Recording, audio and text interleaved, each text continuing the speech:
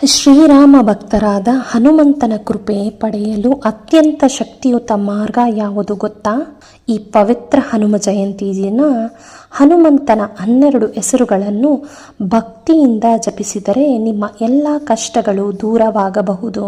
ರಾಮ ಭಕ್ತ, ಮಹಾಬಲ, ಮಹಾವೀರ, ಪರಾಕ್ರಮಿ, ಹನುಮಾನ್, ಬಜರಂಗಬಲಿ, ಶಂಕರ, ಮಾರುತಿ, ಕೇಸರಿ ನಂದನ, ಅಂಜನಿ ಪುತ್ರ, ಪವನ ಪುತ್ರ, ಅಮಿತ ವಿಕ್ರಮ, ಸರ್ವೇಶ್, ಲಕ್ಷ್ಮಣ, ಈ 12 ಹೆಸರುಗಳನ್ನು ಹನುಮ ಜಯಂತಿ ದಿನ ಹೇಳಬೇಕಾಗುತ್ತೆ.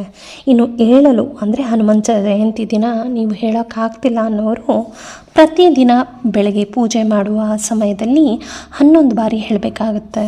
ಈ ರೀತಿ ಮಾಡೋದ್ರಿಂದ ದೀರ್ಘಾಯುಷು, ಕೌಟುಂಬಿಕವಾಗಿ ಸುಖ ಪ್ರಾಪ್ತಿಯಾಗುತ್ತದೆ, ನಿಮ್ಮ ಆಯುಷು ವೃದ್ಧಿಯಾಗುತ್ತದೆ. ಇನ್ನು ಪ್ರಯಾಣದ ಸಮಯದಲ್ಲಿ ಮತ್ತು ನ್ಯಾಯಾಲಯದ ವಿವಾದಗಳಲ್ಲಿ ಸಿಲುಕಿರುವವರು ಹನುಮಂತನ ಈ 12 ಹೆಸರನ್ನು ಹೇಳುವುದರಿಂದ ಯಶಸ್ಸು ಲಭಿಸುತ್ತದೆ.